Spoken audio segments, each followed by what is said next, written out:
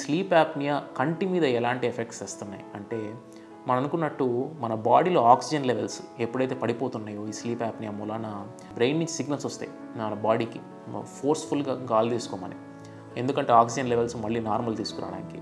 ఇది జరిగేది multiple hormones release కావడం వలన, ఎస్పెషల్లీ అడ్రినలిన్ అనే హార్మోన్. ఈ హార్మోను కంటిన్యూస్గా రిపీటెడ్గా గంటకి రిలీజ్ కావడం వలన మన బాడీ, మన గుండె, మిగతా వాటి చాలా మీద ఎఫెక్ట్స్ ఉంటాయి, ఇంక్లూడింగ్ ఐ.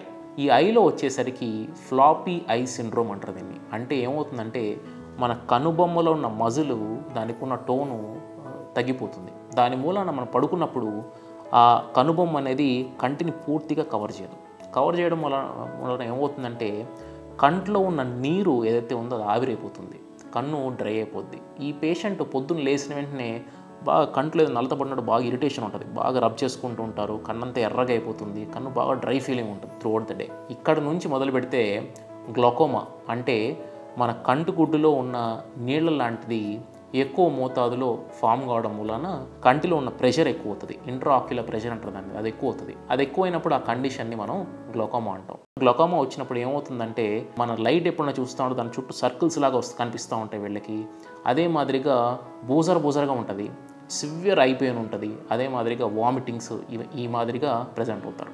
ఈ గ్లాకోమా కనుక మనం పట్టించుకోకుండా ఉంటే ఈ లోపల కంటిగుడ్లో ఉన్న ప్రెషరు మన రెటీనా, అదే ఏదైతే మనకి కంటి చూపుకి అతి ముఖ్యమైన సెన్స్ ఆర్గన్ అంటామో, అది దానికి కావాల్సిన బ్లడ్ సప్లై మెల్లగా కట్ ఆఫ్ అయిపోతూ ఉంటుంది. దానిలో ఉన్న కణాలు మెల్లగా చచ్చిపోతూ ఉంటాయి. చచ్చిపోవడం మూలన మనకి ఓవరాల్గా మనం బ్లైండ్ కావడానికి, అంటే కళ్ళు కనపడకుండానే పోవడానికి అవకాశం కూడా ఉంది. కాబట్టి మనం గురకని అంత లైట్గా తీసుకోకూడదు.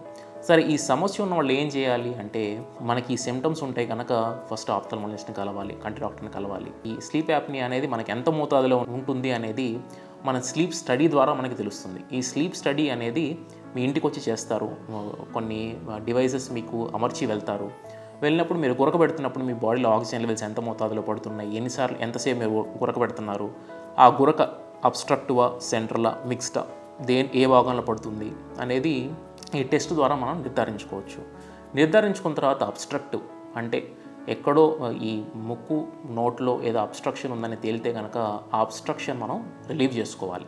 లేదు మనకి సెంట్రల్ అంటే దానికి అది ఏ డిసీజ్ అని తెలుసుకొని దానికి కరెక్ట్ ట్రీట్మెంట్ ఇవ్వాల్సిన అవసరం ఉంటుంది. ఇవన్నీ కాకుండా ఇవి పక్కన పెడితే సిప్యాప్ అనే డివైస్ కూడా ఉంటుంది, అంటే కంటిన్యూస్ పాజిటివ్ ఎయిర్వే ప్రెషర్ అంటారు.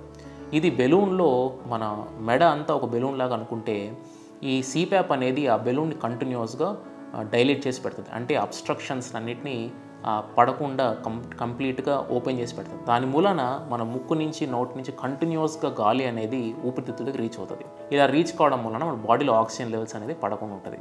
ఇది మనం కన్జర్వేటివ్గా ఈ మాదిరిగా మేనేజ్ చేయొచ్చు.